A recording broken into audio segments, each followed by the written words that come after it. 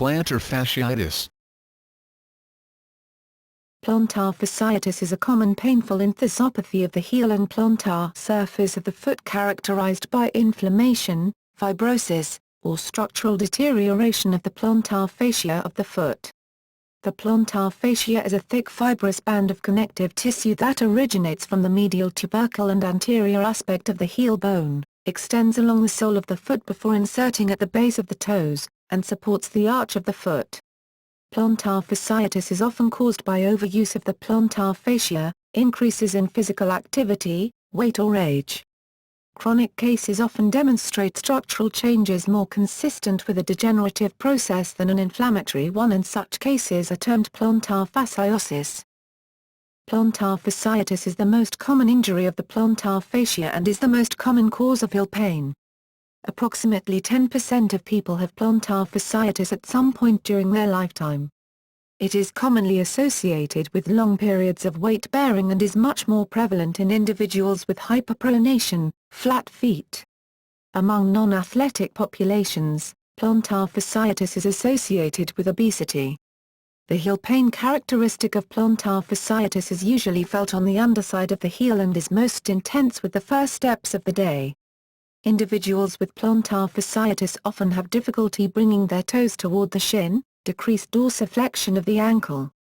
This difficulty is usually due to tightness of the gastrocnemius muscle or Achilles tendon, the latter of which is posteriorly connected to the plantar fascia.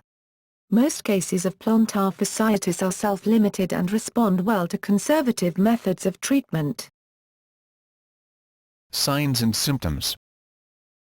The classical presentation of plantar fasciitis pain is sharp and usually unilateral. 30% of cases are bilateral, heel pain worsened by bearing weight on the heel after long periods of rest. Individuals with plantar fasciitis often report their symptoms are most intense during their first steps after getting out of bed or after sitting for a prolonged period and subsequently improves with continued walking. Numbness, tingling, swelling, or radiating pain are rarely reported symptoms. Risk factors. Plantar fasciitis occurs more often in runners, people who stand on hard surfaces for prolonged periods of time, people with high arches of the foot, or in those susceptible to hyperpronation of the foot. Obesity is an independent risk factor for plantar fasciitis and has been observed in 70% of individuals who present with plantar fasciitis.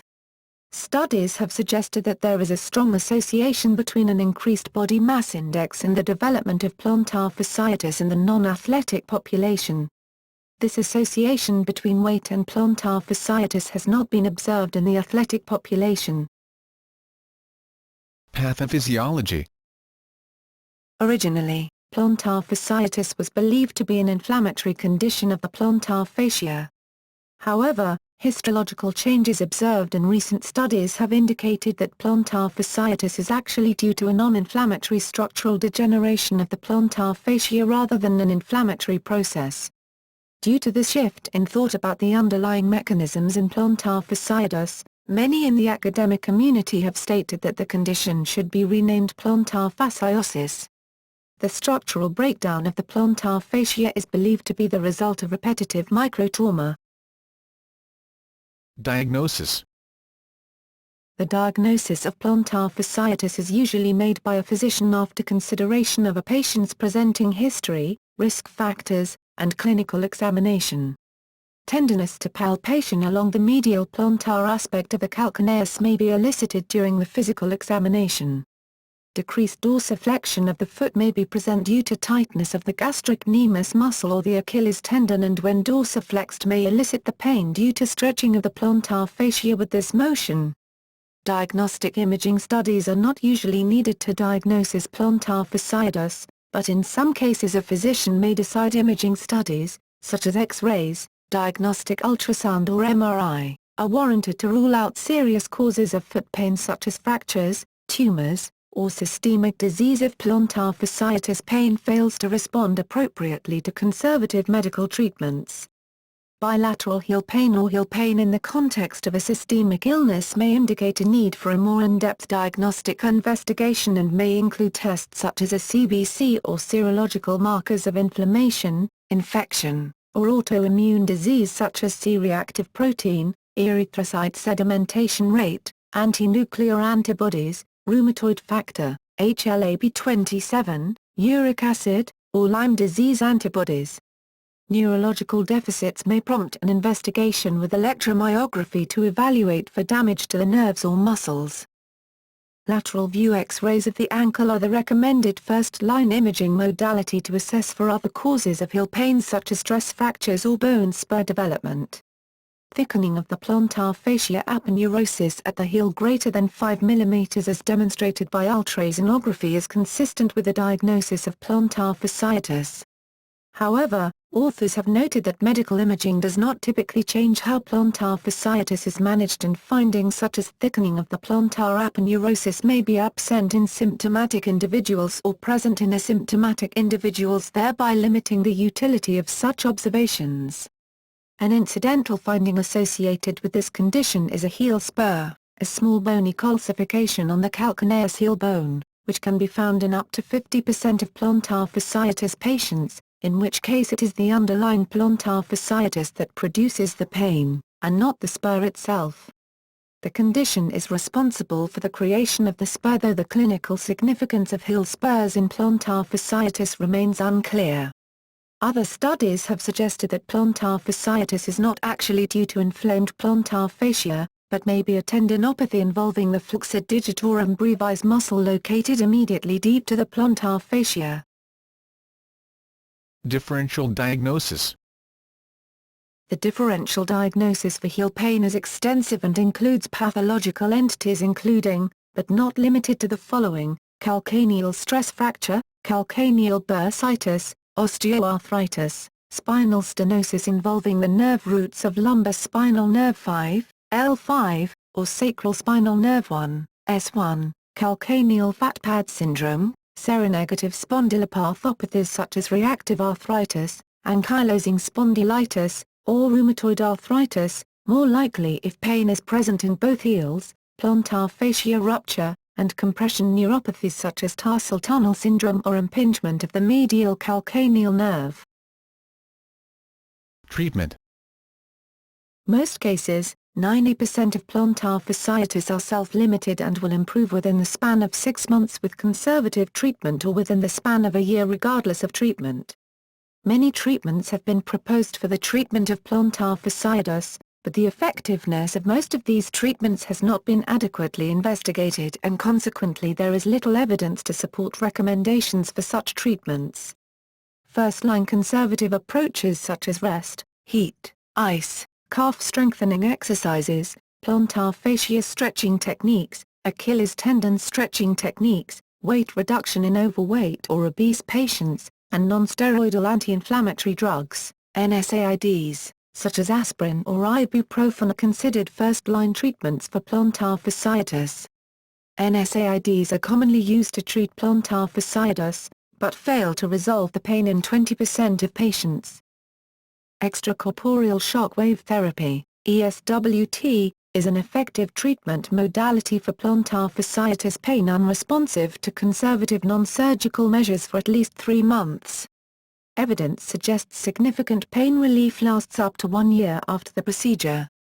ESWT can be performed with or without anesthesia, though studies have suggested that the therapy is less effective when anesthesia is administered.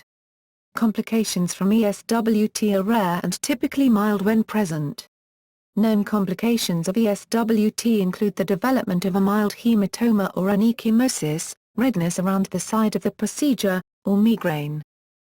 Corticosteroid injections are sometimes used for cases of plantar fasciitis refractory to more conservative measures and may be an effective modality for pain relief, but have notable risks such as plantar fascia rupture, skin infection, nerve or muscle injury, or atrophy of the plantar fat pad.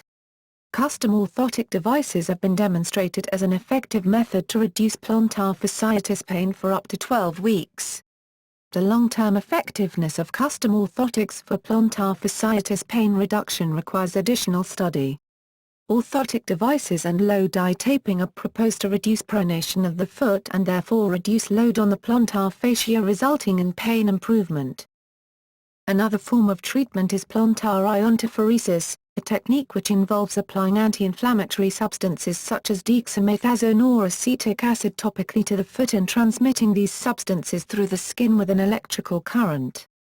Moderate evidence exists to support the use of night splints for 1 to 3 months to relieve plantar fasciitis pain that has persisted for 6 months.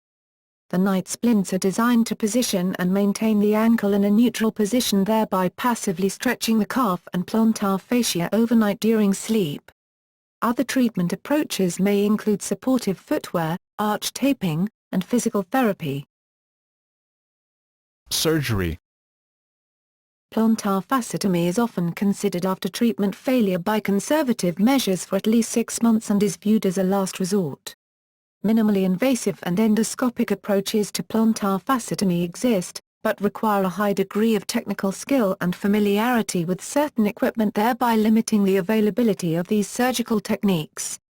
Removal of heel spurs during plantar fascectomy has not been found to improve the surgical outcome. Plantar heel pain may occur for multiple reasons, and release of the lateral plantar nerve branch may be performed alongside the plantar fascectomy in select cases. Possible complications of plantar fascectomy include nerve injury, instability of the medial longitudinal arch of the foot, fracture of the calcaneus, prolonged recovery time, infection, rupture of the plantar fascia, and failure to improve the pain. Coblation surgery has recently been proposed as alternative surgical approaches for the treatment of recalcitrant plantar fasciitis. Complications. Continued overuse of the plantar fascia in the setting of plantar fasciitis may result in rupture of the plantar fascia. Typical signs and symptoms of plantar fascia rupture include a clicking or snapping sound, significant local swelling, and acute pain in the plantar fascia region. Epidemiology. Plantar fasciitis is the most common type of plantar fascia injury and is the most common reason for heel pain, responsible for 80% of cases. Approximately 1 in 10 people develop plantar fasciitis at some point in their life. The condition tends to occur more often in women, the middle-aged, military recruits, older athletes, the obese, and young male athletes. Plantar fasciitis is estimated to affect 1 in 10 people at some point during their lifetime, and its annual economic burden is estimated to be between $1 million. Each year, pain from plantar fasciitis is responsible for 1 to 2 million physician office visits. Research. Botulinum toxin A injections as well as similar techniques such as platelet-rich plasma injections and prolotherapy have recently garnered attention as potentially effective methods to treat plantar fasciitis heel